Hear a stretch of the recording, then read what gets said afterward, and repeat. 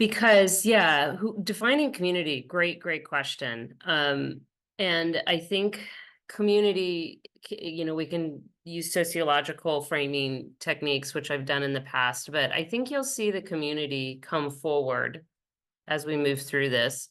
So, but what I'm targeting largely is women in a rural context, and there's a lot of private land ownership in the United States. So women are often, in ways, have opportunities to engage in climate smart forestry. So, yeah, the platform in which to reach this community is Women Owning Woodlands, which is there's almost, I think, a network in each state. And this is backed by the U.S. Forest Service and the National Woodland Owners Association. So it's a great group. And this project with Patricia and the team is complementary to my other extension program called Forest Owner Carbon and Climate Education Program, which is, it's more broad in terms of reaching landowners in general in the Eastern US. We have about 13 extension institutions that participate in contributing to this program. So a lot of co-creation of information.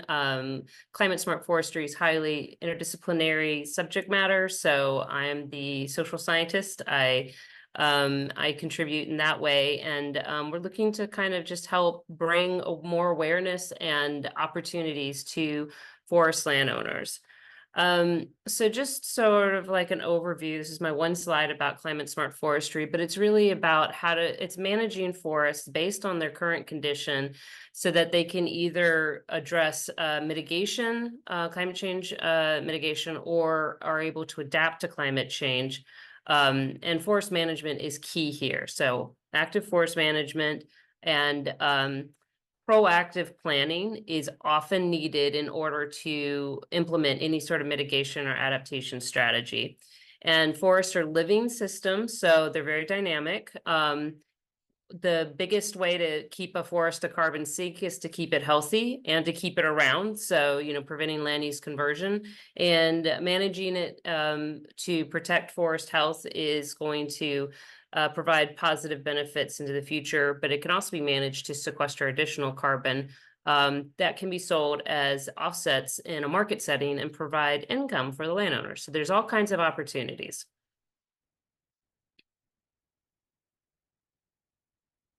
So the problem statement when it comes to women and forest land ownership, I already highlighted that private forest lands are expected to be key players. About 70% of forests are privately owned. However, land ownership has been not been an opportunity for a lot of women historically. However, now in the last few generations, ownership of land has been including women more and more. Over half of couples own land, and so women are, assigned, ownership. But usually the men have the primary decision-making roles, and this just has to do with traditional roles, once again, about whose jobs are to be outside and whose are to be inside, and these kinds of things. So so women don't often have these formative experiences in forestry. It is not uncommon. So I'll just point out that forest land owners are generally around 60 years in age, and women frequently outlive men. So there are periods in which women come into forest ownership unintentionally. They can inherit land, they can get it from their husband. More and more women are intentionally buying forests, but this unintentional ownership is not uncommon. And forested properties are at the highest risk of mismanagement during that period of land transfer from one owner to another. That is where the risk of unsustainable harvest or land use conversion is most likely to occur. So thinking about this, we want to get women involved in forest management and also thinking in a proactive sense about, under climate change. But the literature has shown with women forest owners is that they have limited formative experiences, low confidence. They don't feel like they belong in these spaces because forestry tends to be male dominated. And programs are that, for training are usually geared towards men in the context that they're set up in a way where, the kind of, what do I want to call it, like power dynamic is more comfortable for men than for women. And so moving forward, we wanted to create an extension program for women that was in a context that was more comfortable for them, especially when there's low confidence and kind of feeling like you don't belong. And so I'll share with you our needs assessment study we did and the co-design approach. And then I'll go over how we designed the program itself and then give you some information of the data we collected. We did this program and we set it up for Pennsylvania and South Carolina. And so that's the co-creation process. But we've only collected data in South Carolina right now. So that's what I'll show you. Let's see. My graduate student, Kreye Nupane, did interviews, so qualitative research with women forest owners in the network that we're collaborating with, and to understand how they thought about forest and how they thought about climate change. And when it comes to climate change, women had very mixed opinions. And just as a reminder, these women are generally mature and rural, and so relatively conservative. Climate change is a thing, but it's not the most pressing issue in their life. But what did they value about their forest? They really valued that it was a system that supported multiple types of living things. It provided services to society, clean water, clean air. It was a place that was really important for family bonding, and being outside and being together was something that they really valued about their forest. Some of the challenges were, again, what we saw in the literature. They didn't really know much about forest management. I mean, even they're part of this network, there's this low confidence. And I'm like, if you're part of this network, you probably know more than most people. But there was still this concern, I don't know a lot. Language barriers, meaning terminology, not understanding when someone says a select harvest, what does that mean? And it can mean a lot of different things. Lack of capital in, investing into their land. That's pretty common in land ownership. You're land rich, but, cash poor. And then just a lack of trust. Are professionals going to take me seriously when I go ask them for help? So this was the issue. How do we bring climate change information to this group where climate change is not that important? And so I got together with some community members that are listed on the left. We sent out a request for women to participate in this co-design process, and we had some criteria. We wanted them to sort of demonstrate leadership as well as some experience in forest ownership, at least. And then the other program leaders were my colleagues in Extension at Clemson and at University of Florida, as well as here at Penn State. And we had a series of meetings in which we shared with those community contributors the information from the needs assessment, the literature, what the literature says. We shared with them what kind of resources are available in Extension, including climate smart forestry content, and said, how can we build a program that's going to appeal to rural women and forest owners? And so this is the logic model. I just put it in there because that's how we kind of built it. But now the next slides are going to kind of show you what that ended up being. So the way we designed the program was that it would be on legacy planning. That was something all the women pretty much get behind. They're all about, protecting the forest into the future, as well as supporting their family in the future as well. And so making it climate smart is just the active management part of legacy planning, which involves some legal components too, and communication with your family members about what you want to do in the future, those kinds of things.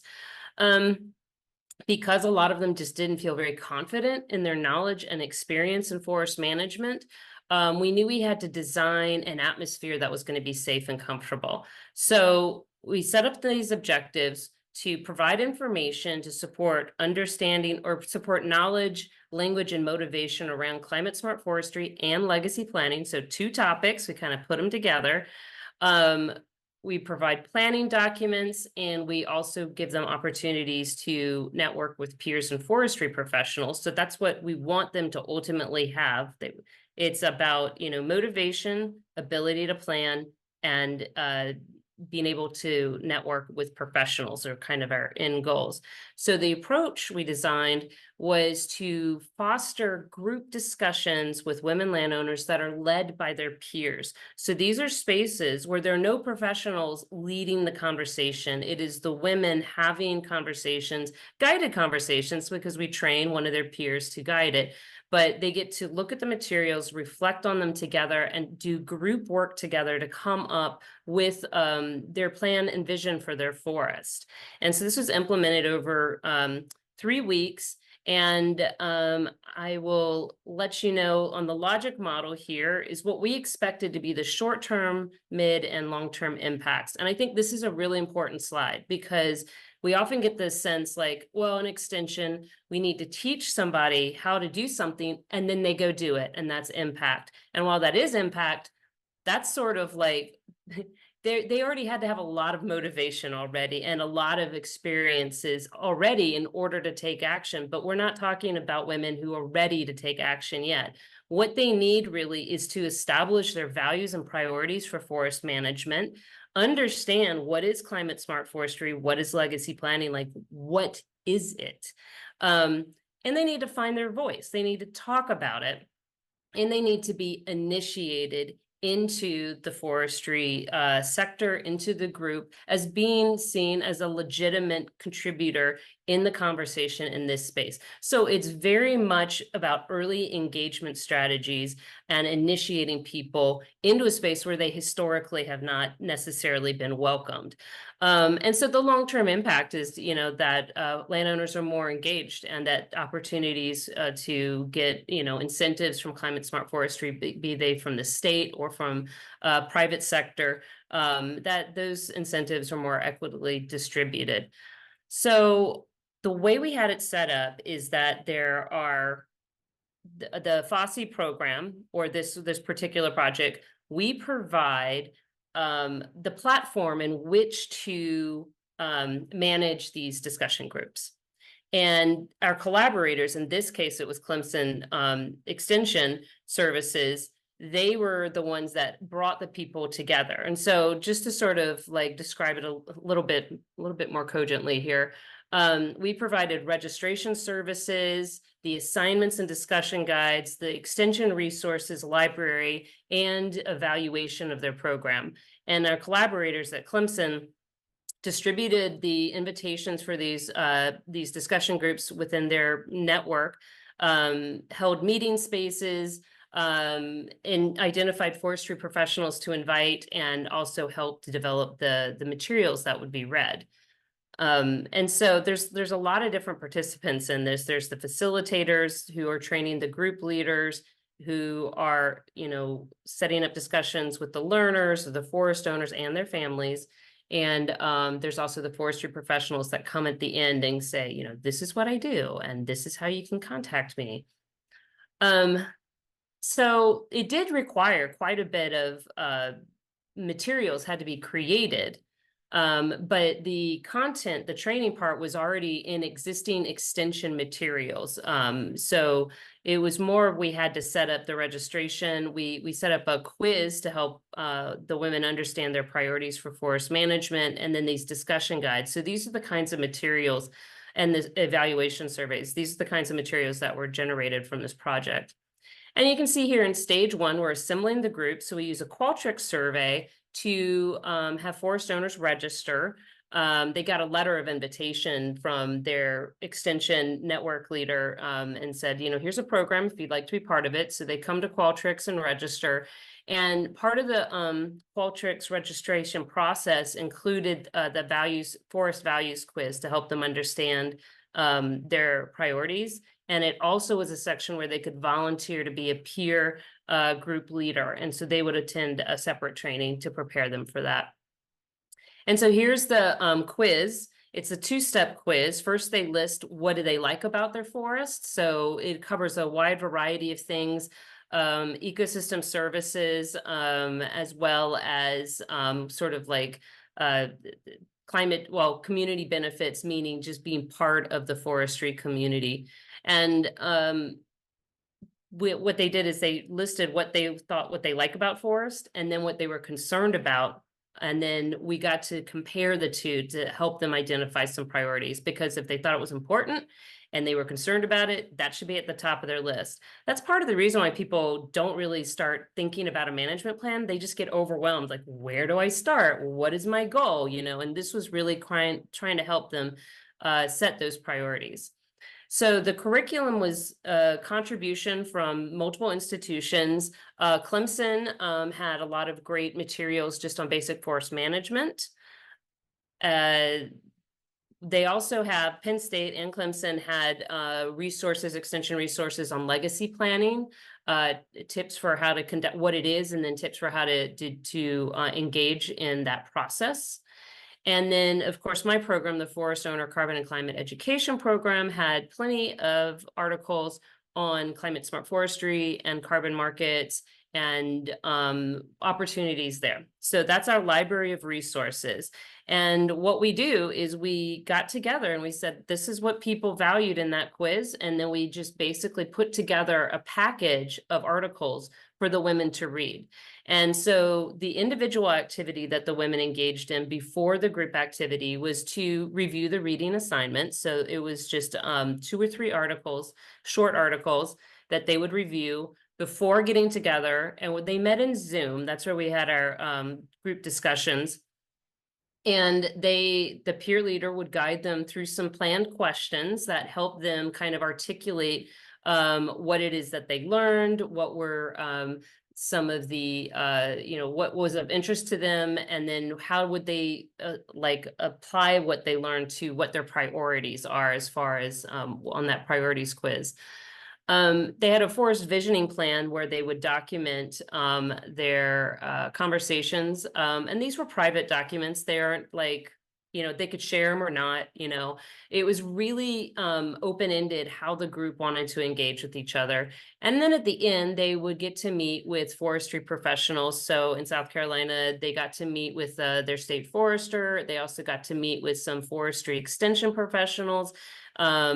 And one carbon markets person, I believe. So they got to see, hey, these are real people. And they all happen to be women too, which was nice.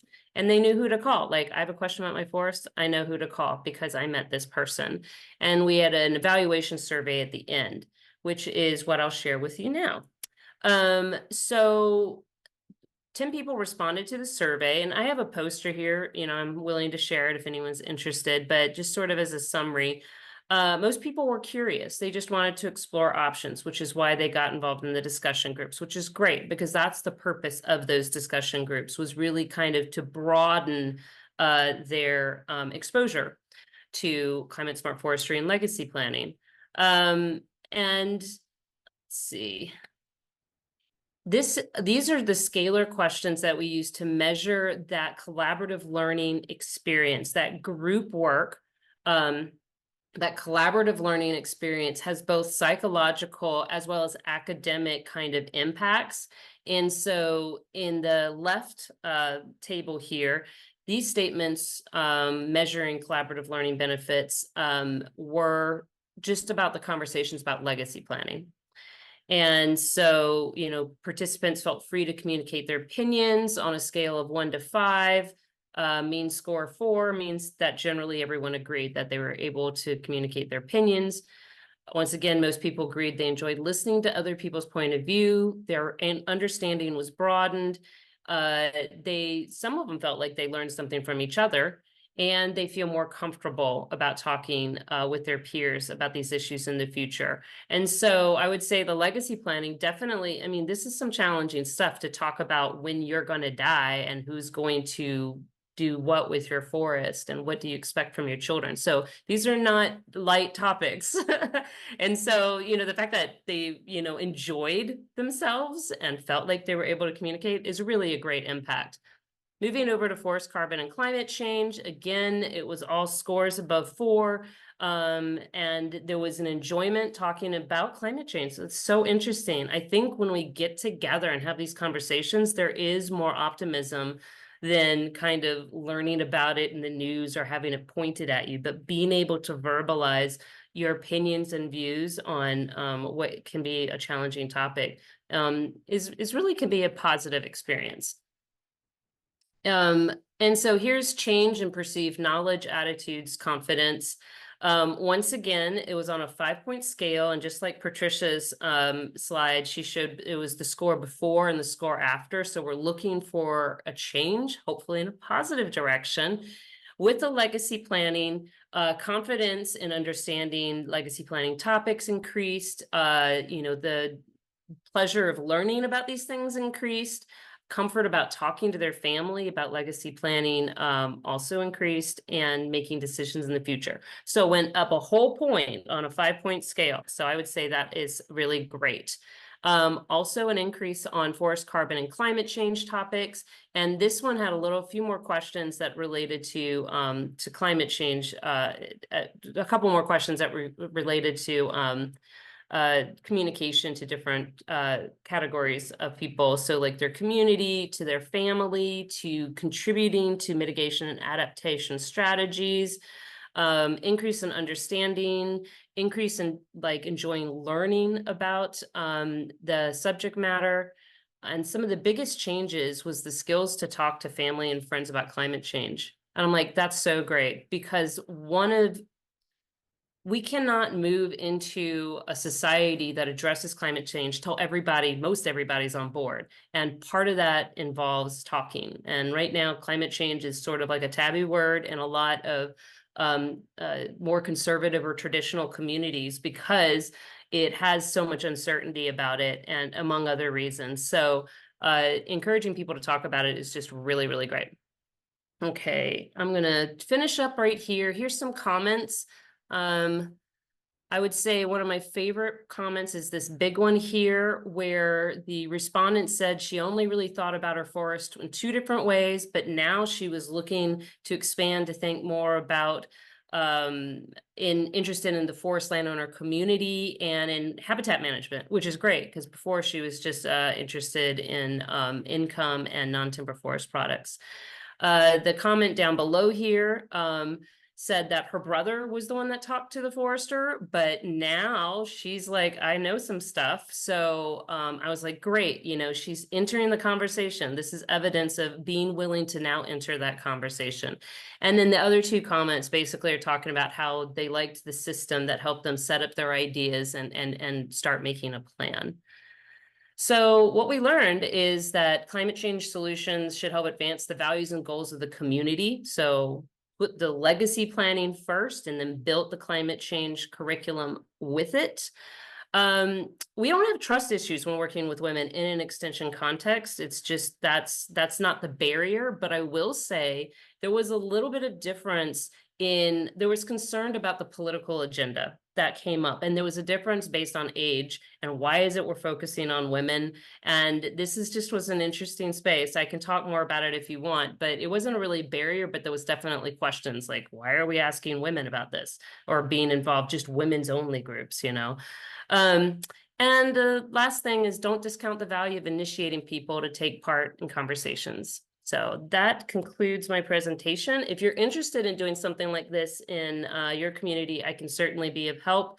We have a system in place, and this co-design process is just part of the programming. We're building it all the time, depending on which discussion groups we're working with. Oh, that was fantastic. I think this is my favorite event so far. I mean, just even talking about providing childcare in order to have families come, or helping people find their own voice in a new field of consideration. These are very commonsensical things. but sometimes we forget them. And I just want to applaud you both for bringing those very real pragmatic things to the fore so that we can really engage the collective force, because I do think there is a common sense to climate change, and I can see that you both of you are really beginning to nail that common sense. And so, and I wish I hadn't used the word nail, but you know what I mean. So thank you. I'll say that this is the first time I've done any research that's like gender specific and working in this space. And I think that it's so valuable because they're right there. The women are right there on the forest lands, and all they have to do is just say something, you know, can we just think about this way, Dad? What about this, brother? And yeah, once again, it's like defining the problem. It's not this huge, I mean, there are underserved communities that have significant, socioeconomic, constraints. But then there's others that can also make a real difference where it's just about increasing their confidence. So that was something that I've been learning to appreciate, is the nuance, I guess, that's different for every community. And I really like, Patricia, how the Latino community is just so like, let's have a good time. Let's make this a party. Let's make this about family. And I'm like, it's just so different everywhere you go. And being sensitive, culturally competent, I guess is the word, to make that part of the program so that it feels like their program. I also think it's neat, Melissa, how you're thinking about legacy planning. It hasn't really even occurred to me how hard it is to broach that subject, let alone think about how to manage land that results from that subject, or think about how to manage that land that results from that subject to have a long-term climate impact. Like, there's so many temporal layers, which you made very clear in your presentation, but it's also just so poignantly present, like the decisions that one makes. And so I think it's just, I'm curious, in terms of cart and horse, did you come first to the legacy planning, or were you coming from climate and then you realized that legacy planning was this interesting co-joiner Mm-hmm. in a trajectory that needed attention, and sort of climate just sort of came along with it? It's all about my collaborators. So Allison Muth is the leader in legacy planning at Penn State here. And of course, I do the carbon climate stuff where, new money is coming in. And we're like, well, what is the number one challenge of forest management? Obviously, it's making it financially feasible. And then another challenge is at that land transfer. Forests exist on longer timescales than humans do. And I think in the US, average land tenure is around 16 years. Now, some people will own for like maybe 20 years or 30 years, but that's a really short period of time. And so not thinking about the forest for the next generation is self-limiting. And so it definitely, in the context of, forest under climate change, the two really did make a lot of sense. And they were just kind of separated parts of extension. And we're like, we'll put them together. So I see there's a question from Lynn. I'm interested in doing a similar approach with pollinator habitat. We'll be working with South Carolina 4-H youth development. Would love to discuss further. I'm also working with leaders with native bees in Washington. Would love to hear, I would love to think about how we could build collaborative opportunities.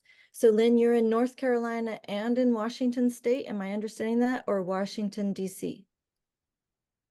With the women community, is that, I'm not sure which, starting with the community, kind of working that way, because I know it's easy to go like, we gotta support pollinators. So defining the community, I guess, would be helpful. I think there's room for all kinds of collaboration. Oh, So yeah. this event has gone over time, and I think I'm gonna put Patricia's email in the chat. But I think you should feel confident or comfortable contacting any of us. Oh, yeah. definitely. Uh, but I'm gonna close it out because I didn't actually realize it was 4:06, and I try to stick to our time limit so everybody can move on. I just want to remind everyone that Aging and Climate is next month. I put the registration in the chat. Please give us feedback both about the structure of the presentation today, as well as any in the past, and also give us feedback for things that you would like to be presented in the future. We're trying to cultivate a whole range of perspectives on how to move forward so everybody finds a friend to work with, work for, and work on behalf, and be inspired and be inspiring. So let us know and join us at NECI if you would like to join us. I'm going to call it quits right there. And my very best to you all. Have a good day.